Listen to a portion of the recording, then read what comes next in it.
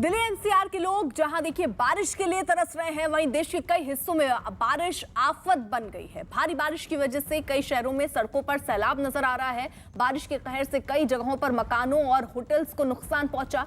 आसमानी आफत की 6 तस्वीरें आपकी टीवी स्क्रीन पर। हिमाचल प्रदेश के धर्मशाला में बादल फटने से कई गाड़ियां इसकी चपेट में आई। हिमाचल प्रदेश के कांगड़ा में लोग आफत की बारिश से परेशान हैं। उत्तराखंड के रामनगर में नदी का जलस्तर बढ़ने से बाप बेटे डूब गए। चमोली में जगह जगह सड़कों पर पत्थर टूटकर आने से बद्रीनाथ हाईवे बंद कर दिया गया।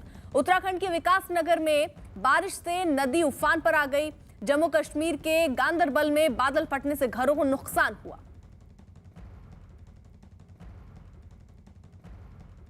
हिमाचल प्रदेश के धर्मशाला में बादल फटने से जमकर तबाही हुई है। जो तस्वीरें सामने आई उनमें भारी बारिश की वजह से वहां के एक नाले में सैलाब आ गया और उसका पानी सड़कों पर तेजी से बहने लगा, जिसमें कई गाड़ियां तेजी से बहती दिखी। आसपास के इलाकों में भी पानी भर गया। बादल फटने की वजह से कई होटल्स को भी नुकसान पहुंचा। कई घर जमींदोज हो गए। यही नहीं, इलाके में बहने वाली नदियों में बाढ़ आ गई। तो ये तस्वीरें जरा आप देखिए। वहां पर जो नाला था वो भारी बारिश के बाद उफान पर आ गया, जिसके बाद गाड़ियां यहां पर फंसी हुई नजर आ रही हैं। कई गाड़ियां तो पानी के तेज बहाव में बहती हुई भी नजर आई हैं। तो धर्मशाला की तस्वीरें हम आपको दिखा रहे हैं, जहां पर देखिए पानी का बहाव क्योंकि इतना ज्यादा, नदियां उफान पर हैं, जिसकी वजह से कई मकान जो हैं वो अब पानी के साथ बहते हुए उनका एक हिस्सा नजर आया है। सड़कें पानी के साथ बहती नजर आ रही हैं, पुल पानी के साथ बहते नजर आ रहे हैं। तो ये स्थिति फिलहाल हिमाचल प्रदेश में है, जहां पर भारी बारिश के बाद नदियां और नाले उफान पर हैं और लोगों के सामने दिक्कतें गहराती जा रही हैं। तो मैं सभी लोगों से अपील करना चाहूँगा कि क्योंकि बरसात का सीज़न शुरू हो गया है और बरसात के सीज़न में हमें कभी पता नहीं चलता कि कब हाइट्स के ऊपर बारिश हो जाती है, पहाड़ों में बारिश हो जाती है। और क्योंकि कांगड़ा का हमारा जो निचला क्षेत्र पड़ता है, वहाँ पर पता नहीं चलता कि कब पहाड़ में बारिश हो गई और कब पानी का स्तर एकदम बढ़ करके जो लोग खड्डे में नहा रहे होते हैं तो उनकी जान को कभी भी खतरा हो सकता है। बादल फटने की वजह से इलाके में भारी नुकसान हुआ। बताया जा रहा है कि कई लोग बादल फटने की वजह से आई बाढ़ की वजह से फंस गए। 2 तस्वीरें जरा हम आपके सामने रख दें। पहली तस्वीर में वहां बहने वाली एक नाले की तस्वीर, जिसमें बादल फटने की वजह से बाढ़ आ गई।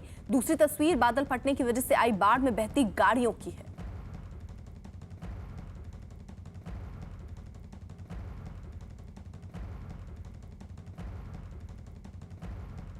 तो 2 तस्वीरें हम आपको दिखा रहे हैं। बादल फटने से किस तरीके से इलाके में तबाही नजर आ रही है, बाढ़ जैसे हालात बन चुके हैं और गाड़ियां जो हैं वो पानी के साथ बहती हुई भी नजर आई हैं। वहीं हिमाचल प्रदेश की जरा तस्वीरें भी आपको दिखा दें। हिमाचल प्रदेश के कुल्लू में तो भारी बारिश की वजह से सड़क पर पहाड़ का मलबा आ गया, जिसकी वजह से एक कार मलबे में फंस गई। मामले की जानकारी फौरन पुलिस और प्रशासन को दी गई, जिसके बाद खुदाई करने वाली मशीन की मदद से कार के चारों तरफ जो मलबा आप देख रहे हैं इसको हटाने का काम शुरू किया गया है। हिमाचल प्रदेश के कई जिलों में भारी बारिश हो रही है, जिसकी वजह से नदी नाले उफान पर हैं। पहली तस्वीर कांगड़ा की, जहां भारी बारिश की वजह से बहने वाली एक नदी, वहां पर सैलाब आ गया। दूसरी तस्वीर कुल्लू की, जहां एक कार बारिश की वजह से पहाड़ से आए मलबे में फंस गई। इसके अलावा बता दें, हिमाचल प्रदेश में भारी बारिश के बाद शिमला के रामपुर में झाकड़ी के पास नेशनल हाईवे ब्लॉक हो गया है।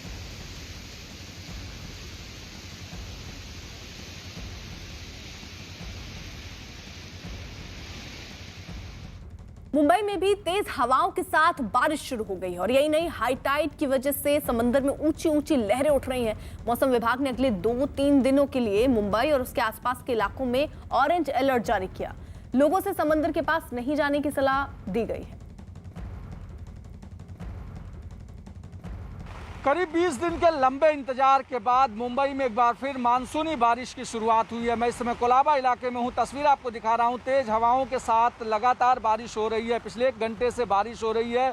इस दौरान समंदर में हाई टाइड भी आया हुआ है। ऊंची ऊंची लहरें उठ रही हैं जो सड़क तक पर पहुंच रही हैं और इस तरीके से मुंबई और आसपास के इलाके में मौसम विभाग ने अगले 2 से 3 दिनों के लिए ऑरेंज अलर्ट जारी किया हुआ है। हालांकि पिछले 20 दिनों से बारिश न होने के कारण मुंबई में जल संकट जैसी स्थिति पैदा होने लगी थी, लेकिन फिलहाल फिर एक बार मानसून ने मुंबई में दस्तक दी है और मुंबई सहित आसपास के इलाके में सुबह से ही बारिश हो रही है और अगले 2 से 3 दिनों तक इसी तरीके से बारिश होने की संभावना मौसम विभाग ने जताई है। पिछले 1 घंटे से मुंबई के कई इलाकों में मूसलाधार बारिश हो रही है। वेस्टर्न एक्सप्रेस वे हाईवे पर बारिश की वजह से विजिबिलिटी बहुत कम हो गई है, जिसकी वजह से हाईवे पर जैसे तैसे हालात बन गए हैं। मुंबई में मौसम ने आज से फिर करवट बदल ली है और पिछले काफी देर से मुंबई के कई इलाकों में जोरदार बारिश हो रही है। मैं इस वक्त वेस्टर्न एक्सप्रेस हाईवे पर मौजूद हूं। आप देख सकते हैं कि बारिश इतनी तेज है कि विजिबिलिटी काफी कम है। जो गाड़ियां हैं उन्हें हाईवे पर हेडलाइट जलाकर चलना पड़ रहा है। इससे आप अंदाजा लगा सकते हैं कि कितनी तेज बारिश है और उसके चलते जो विजिबिलिटी है काफी अंधेरा छा गया है, क्योंकि इस वक्त दोपहर का वक्त है ये, लेकिन जिस तरह से मौसम ने करवट ली है उसके बाद जो है मुंबई में तेज बारिश पिछले 1.5 घंटे से शुरू है। और एक अहम चीज ये कि विजिबिलिटी इतनी कम है कि जो गाड़ियां हाईवे पर इस वक्त चल रही हैं वो धीरे धीरे और हेडलाइट जलाकर चल रही हैं। ये तस्वीरें काफी दिनों से इंतजार हो रहा था कि मुंबई में बारिश होगी या नहीं होगी। मौसम विभाग लगातार ये दावे कर रहा था कि जल्द ही जो है पश्चिम क्षेत्र में जो है वो दबाव का क्षेत्र बनेगा अरबी समुद्र में, और उसके बाद जो है तेज बारिश होगी। 3 दिनों का ऑरेंज अलर्ट मुंबई के लिए जारी किया गया है, उसके आसपास के इलाकों के लिए भी अलर्ट है। तो इसके चलते बारिश जो है पिछले 1.5 घंटे से शुरू हुई है और बारिश इतनी तेज है कि विजिबिलिटी काफी कम है, जिसके चलते गाड़ियां काफी स्लो हैं और जो गाड़ियां चल रही हैं वो हेडलाइट जलाकर चल रही हैं। मौसम विभाग के मुताबिक आने वाले 3 दिनों में काफी तेज बारिश मुंबई में हो सकती है और इस बारिश इसी तरह से होती रही तो फिर मुंबई में एक बार फिर से जल जमाव की स्थिति पैदा हो जाएगी। कैमरा आनंद के साथ दिवाकर सिंह, न्यूज़ 18 इंडिया, मुंबई। इस वक्त मुंबई में क्या स्थिति है, सीधे रुक कर लेते हैं। अभिषेक पांडे मुंबई से इस वक्त जुड़ चुके हैं। अभिषेक, जरा तस्वीरें दिखा दीजिए। क्या बारिश हो रही है और बारिश के बाद भी हमने मुंबई की स्थिति देखी है, पानी भर जाता है, जल भराव हो जाता है, वैसे भी सिचुएशन हो गई है क्या? बिल्कुल नहीं, अभी फिलहाल बारिश रुकी हुई है। मैं इस समय साउथ मुंबई में हूं, जहां पर अब हल्की हल्की धूप आपको दिखाई पड़ रही है। सुबह से यहां मौसम काफी खराब था, तेज हवाओं के साथ बारिश हो रही थी जैसा आपने रिपोर्ट में देखा, लेकिन अब हल्की धूप खिली हुई है। लेकिन अगले 2 से 3 दिनों के भीतर मौसम विभाग ने खास करके मुंबई के साथ साथ ठाणे, रत्नागिरी, सिंधुदुर्ग और रायगढ़, इन 4-5 जिलों के लिए ऑरेंज अलर्ट जारी किया हुआ है। और मौसम विभाग ने साफ तौर पर कहा है कि अगले 2 से 3 दिनों तक काफी तेज बारिश कई जगहों पर हो सकती है, कई जगहों पर सामान्य स्थिति बनी रह सकती है। लेकिन जिस तरीके से सुबह से बारिश हो रही थी, मात्र 2 से 3 घंटे की बारिश में क्या हालात मुंबई के बने, ये तस्वीरें आपने देखी कि कई ऐसे लो लाइंग इलाके हैं, जैसे कुर्ला हुआ, अंधेरी हुआ और कई ऐसे लो लाइंग इलाके थे जहां पर पानी भरने की तस्वीरें आई हैं। यानी इतनी लगातार कोशिशों के बाद भी अगर 2 से 3 घंटों के भीतर ही इतना पानी भरना शुरू हो जाता है तो निश्चित तौर पर एक प्रशासन पे भी सवाल उठता है कि सरकार या प्रशासन की तरफ से जो तैयारियां की जाती हैं उसमें कहीं न कहीं ढिलाई और कमी है। लेकिन फिलहाल अभी मुंबई में बारिश रुकी हुई है, लेकिन अगले 2 से 3 दिनों तक ऑरेंज अलर्ट लगातार बना हुआ है। ठीक, आप रहिए जरा सा। देखिए, सिर्फ मुंबई ही नहीं बल्कि महाराष्ट्र के रत्नागिरी जिले में भी भारी बारिश हो रही है, जिसकी वजह से वहां बहने वाली जो नदियां हैं वो उफान पर है। कई जगह पर तो नदियों का पानी पुल के ऊपर से बह रहा है, जिससे कई इलाकों में बाढ़ आ गई है। पुल पर पानी भरने की वजह से कई गांवों का संपर्क शहरों से टूट गया है।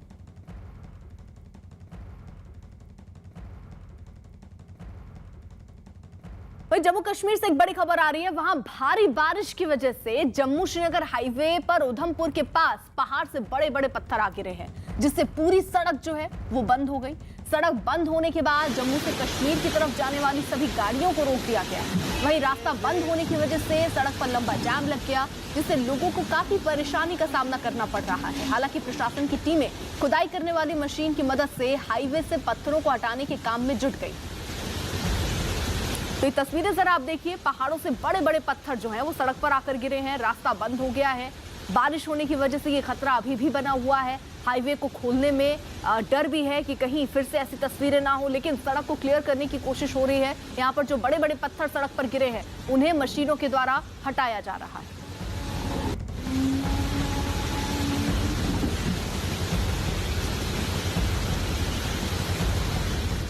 और अब बात उत्तर प्रदेश के सहारनपुर की। यहाँ पहाड़ों पर हो रही भारी बारिश की वजह से एक बरसाती नदी में सैलाब आ गया, लेकिन लोगों की धड़कनें तब बढ़ गई जब सैलाब का पानी वहां मौजूद शाकंभरी मंदिर तक पहुंच गया। अचानक आई बाढ़ की वजह से मंदिर में मौजूद कई लोग फंस गए।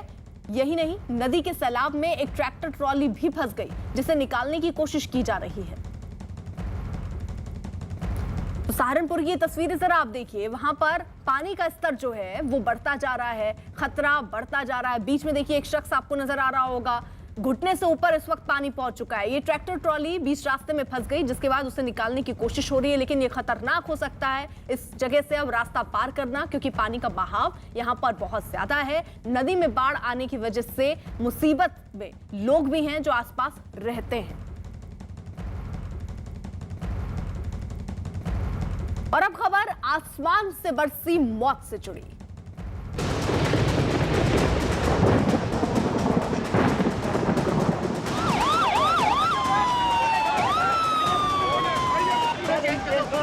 इसके जरिए जाने तो स्टेशन सही नहीं।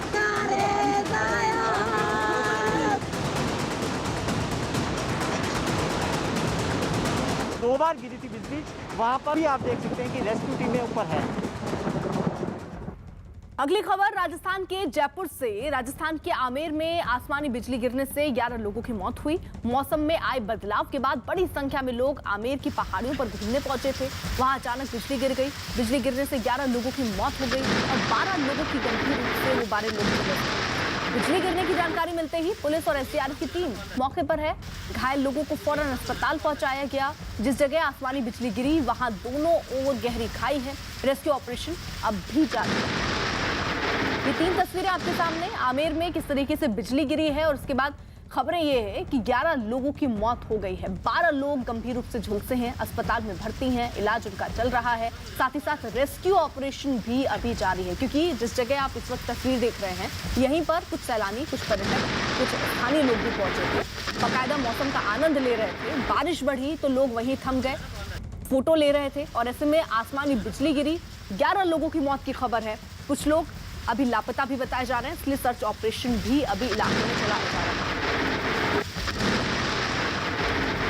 सिविल डिफेंस की टीम आमेर की पहाड़ियों में सर्च ऑपरेशन चला रही है। न्यूज 18 की टीम सर्च टीम के साथ आमेर में मौजूद है। सिविल डिफेंस के डिप्टी कंट्रोलर जगदीश प्रसाद के मुताबिक सर्च ऑपरेशन अंतिम चरण में।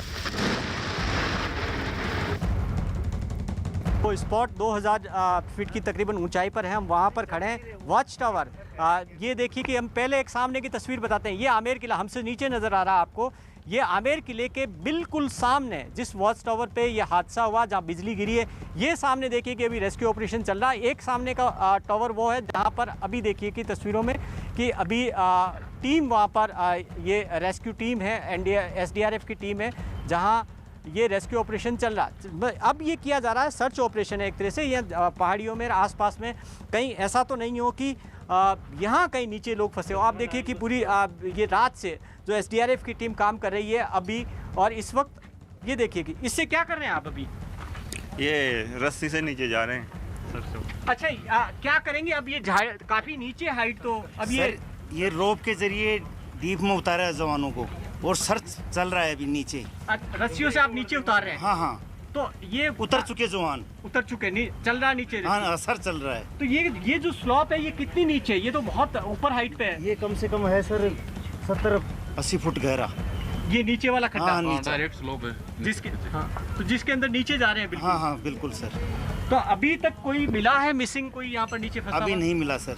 जो यहाँ पर मिले थे वही मिले हैं? हाँ सर, खाली आशंका लगाई जा रही है कोई पेड़ पर टका हुआ हो या नीचे गिर गया हो हड़बड़ाटी में। उधर से ऊपर बुर्जी पे बैठे थे ना, तो वो हड़बड़ाटी में इधर गिर गया हो। ड्रोन से भी निगरानी कर रहे हैं? ड्रोन से देख रहे हैं आप लोग?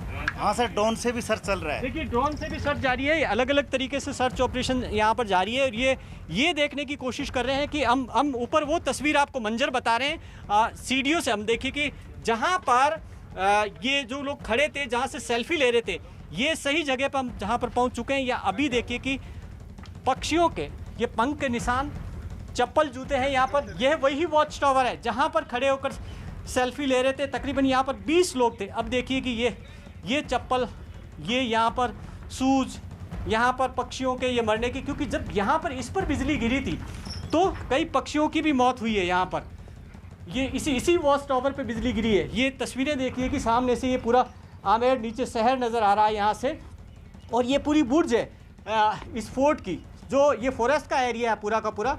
यहाँ पर दोनों तरफ आप अंदाज़ा लगाइए कि शहर कितना नीचे है यहाँ से।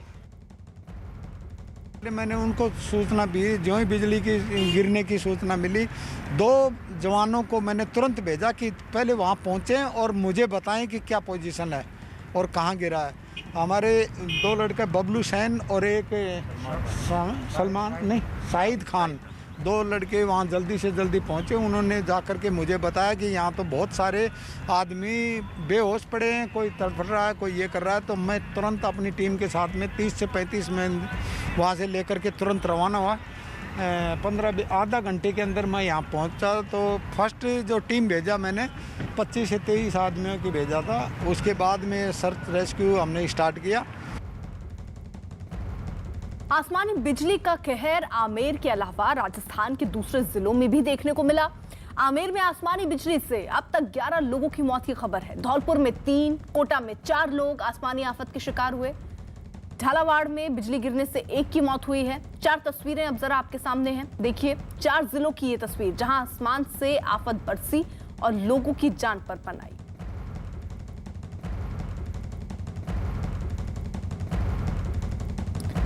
पीएम मोदी ने राजस्थान में आसमानी बिजली गिरने से हुई मौत पर दुख जताया। उन्होंने एक ट्वीट किया और लिखा कि राजस्थान के कुछ इलाकों में आकाशीय बिजली गिरने से कई लोगों को अपनी जान गंवानी पड़ी है। इससे अत्यंत दुख हुआ। मैं मृतकों के परिजनों के प्रति अपनी गहरी संवेदना व्यक्त करता हूं। इसी बीच एक बड़ी खबर दिल्ली से। दिल्ली में पानी की किल्लत को लेकर बीजेपी आज फिर सड़कों पर उतरी। बीजेपी कार्यकर्ताओं ने दिल्ली सरकार के खिलाफ प्रदर्शन किया और इसके लिए प्रदेश अध्यक्ष आदेश गुप्ता की अगुवाई में बीजेपी कार्यकर्ता दिल्ली जल बोर्ड के अध्यक्ष सत्येंद्र जैन के घर पहुंचे। ये लोग अपने साथ खुदाई करने वाली मशीन लेकर पहुंचे। प्रदेश अध्यक्ष आदेश गुप्ता मशीन पर चढ़कर सत्येंद्र जैन के घर अंदर घुसने के लिए बढ़ने लगे। इसके अलावा बड़ी संख्या में बीजेपी कार्यकर्ता सत्येंद्र जैन के खिलाफ नारेबाजी करने लगे। प्रदर्शनकारियों को हटाने के लिए पुलिस को वाटर कैनन का इस्तेमाल करना पड़ा। तो ये तस्वीरें जरा आप देखिए, सड़क पर जल संग्राम छिड़ा। बीजेपी के कार्यकर्ता पहुंचे हैं वहां पर मशीन लेकर खुदाई वाली, और इनका कहना है कि पानी का प्रचंड जो कमी यहां दिख रही है, लोग परेशान हैं, उसको लेकर सरकार सोच नहीं रही है। इसलिए बीजेपी के कार्यकर्ता अब सड़कों पर उतरे हैं और प्रदर्शन पानी को लेकर है। सत्येंद्र जैन के आवास के बाहर पहुंचे उसका घेराव करने के लिए दिल्ली जल बोर्ड के अध्यक्ष सत्येंद्र जैन, लेकिन इसी बीच उन पर वाटर कैनन का इस्तेमाल करके वहां से हटाया भी गया है। आम आदमी पार्टी के विधायक, मंत्री और कार्यकर्ता, उनकी दया पर आपको टैंकर मिलेगा। जहां टैंकर आते हैं उनकी जेबें गर्म होंगी, टैंकर माफिया की जेबें गर्म होंगी, तभी पानी मिलेगा। ये हालात दिल्ली के हैं और दिल्ली के मुख्यमंत्री और दिल्ली सरकार पॉलिटिकल टूरिज्म पर है। दिल्ली की जनता का हाल बेहाल है और पिछले 7 सालों में इन्होंने पानी की 900 MGD की जो जरूरत है उसके बारे में कुछ नहीं किया। दिल्ली में पानी की किल्लत को लेकर दरअसल बीजेपी के ये कार्यकर्ता जो आज फिर सड़कों पर उतरे, बीजेपी कार्यकर्ताओं ने दिल्ली सरकार के खिलाफ ये प्रदर्शन किया है और इसके लिए प्रदेश अध्यक्ष आदेश गुप्ता की अगुवाई में बीजेपी कार्यकर्ता दिल्ली जल बोर्ड के अध्यक्ष सत्येंद्र जैन के घर पहुंचे हैं। ये लोग अपने साथ खुदाई वाली मशीन लेकर पहुंचे। आदेश गुप्ता मशीन पर चढ़कर सत्येंद्र जैन के घर के अंदर घुसने के लिए बढ़ने लगे। इसके अलावा बड़ी संख्या में बीजेपी कार्यकर्ता जो थे वो भी सत्येंद्र जैन के खिलाफ नारेबाजी करने लगे। प्रदर्शनकारियों को हटाने के लिए पुलिस को वहां पर वाटर कैनन का इस्तेमाल करना पड़ा, क्योंकि भारी तादाद में पहले तो बैरिकेड लगाकर इन्हें रोकने की कोशिश हुई, लेकिन देखिए किस तरीके से बैरिकेड को वहां पर गिरा दिया गया। और उसके बाद जब आगे बढ़ने की कोशिश हुई तो वाटर कैनन का इस्तेमाल इन बीजेपी कार्यकर्ताओं पर करना पड़ा। हालांकि बीजेपी की तरफ से कहा जा रहा है कि पानी की किल्लत लगातार बढ़ती जा रही है और उसी को लेकर बीजेपी अपना प्रदर्शन कर रही है। जावेद हमारे साथ, हमारे सहयोगी इस वक्त जुड़ चुके हैं। जावेद, ये क्या प्रदर्शन खत्म हो गया या अभी भी चल रहा है? देखिए फिलहाल प्रदर्शन जो है वो खत्म हो गया, लेकिन आज बीजेपी ने जोरदार प्रदर्शन जो है वो किया है पानी के मुद्दे को लेकर। दिल्ली बीजेपी के अध्यक्ष आदेश गुप्ता जेसीबी लेकर पहुंचे थे दिल्ली के जल मंत्री सत्येंद्र जैन के आवास पर। वहां पुलिस और बीजेपी कार्यकर्ताओं के बीच आमना सामना हुआ। पुलिस ने वाटर कैनन का इस्तेमाल किया बीजेपी कार्यकर्ताओं को तितर बितर करने के लिए। एक बड़ा प्रोटेस्ट बीजेपी ने आज किया है पानी के मुद्दे को लेकर। लगातार बीजेपी जो दिल्ली में पानी की किल्लत है उसका ठिकरा दिल्ली सरकार पर फोड़ रही है। इस पर राजनीति भी देखिए खूब हो रही है। दिल्ली सरकार की तरफ से कहा जा रहा है कि दिल्ली में पानी की किल्लत को लेकर हरियाणा में बीजेपी शासित सरकार जिम्मेदार है। तो एक दूसरे पर आरोप प्रत्यारोप दोनों दल कर रहे हैं। तो उसी के मद्देनजर आज बीजेपी ने सत्येंद्र जैन के आवास पर एक प्रोटेस्ट किया। जी और इसी बीच देखिए ये दो तस्वीरें में हम आपको दिखा रहे हैं जब बीजेपी के कार्यकर्ता भारी तादाद में वहां पर पहुंचे। वाटर कैनन का इस्तेमाल करना पड़ा क्योंकि लगातार आगे बढ़ने की कोशिश इनकी तरफ से हो रही थी। बैरिकेड लगाए गए थे, लोगों को रोकने की कोशिश हो रही थी, लेकिन बीजेपी के कार्यकर्ता मानने को तैयार नहीं थे। ये बड़ा संग्राम सड़क पर छिड़ा जहां पर बीजेपी के कार्यकर्ता पहुंचे अपनी मांग को लेकर कि पानी की समस्या जो गहरा रही सरकार को कुछ करना चाहिए। और इसी बीच एक बड़ी खबर, संदिग्ध आतंकियों की पेशी हुई है कोर्ट में। जो 2 संदिग्ध आतंकी लखनऊ से एटीएस ने पकड़े थे उनकी पेशी फिलहाल कोर्ट में हुई है, क्योंकि पहले ही ये बात कही जा रही थी कि उनके खिलाफ पुख्ता सबूत हैं। वो सबूत भी आज कोर्ट में रखे गए होंगे। तो दोनों संदिग्ध आतंकियों की कोर्ट में पेशी हुई है। साथ ही साथ अलग अलग जगहों पर छापेमारी भी हो रही है। ये भी जानकारी मिली कि 6 और लोग जिनको हिरासत में लिया गया उनसे भी पूछताछ हो रही है। अजीत हमारे साथ सहयोगी जुड़ चुके हैं। अजीत, क्या जानकारी, कोर्ट में इनकी पेशी हुई? देखिए बिल्कुल, दोनों आतंकियों को एटीएस ने कोर्ट में पेश किया और भारी सुरक्षा के बीच दोनों को कोर्ट पहुंचाया गया। 14 दिन की रिमांड एटीएस की तरफ से मांगी गई है। हालांकि अभी इस पर सुनवाई कोर्ट में चल रही है।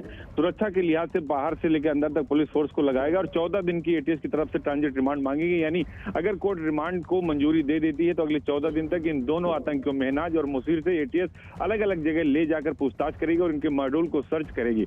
तो अभी फिलहाल कोर्ट में सुनवाई चल रही है और अब से थोड़ी देर में ये पता चल जाएगा कि कितने दिन की रिमांड अदालत ने मंजूर की है और एटीएस को कितने दिन की ट्रांजिट रिमांड इनको दी है और उसके बाद इनसे पूछताछ की जाएगी। यानी अजीत देखिए कुल मिलाकर कोर्ट में पेशी हुई और अजीत ये भी जानकारी थी कि इनके खिलाफ पुख्ता सबूत है कि इनके कनेक्शन कहां से जुड़े हैं। वो सबूत भी जाहिर तौर पर कोर्ट के सामने रखे गए होंगे। देखिए बिल्कुल, सुबह ही उत्तर प्रदेश के एसीएस होम ने कह दिया था कि ये अलकायदा से जुड़े आतंकी और इस बात के हमारे पास पर्याप्त सबूत है। इनके पास से नक्शे बरामद हुए हैं, विस्फोटक चीजें बरामद हुई हैं, विदेशी असलहे बरामद हुई और लगातार छापेमारी की जा रही। 6 और संदिग्धों को पकड़ा गया। तो कहीं ना कहीं इन सब सबूतों को एटीएस ने कोर्ट में रखा है और कोर्ट उसके आधार पर ये रिमांड देगी। इसके पहले जब आपने देखा था उमर और जहांगीर की गिरफ्तारी हुई थी धर्मांतरण में, तो भी एटीएस ने 2 अर्जी दी थी। 2 बार रिमांड बनाए रखिए, पल पल की अपडेट हम आपसे लेते रहेंगे। फिलहाल एक छोटे से ब्रेक के लिए रुक रहे हैं आप। बने रहिए न्यूज़ 18 इंडिया के साथ।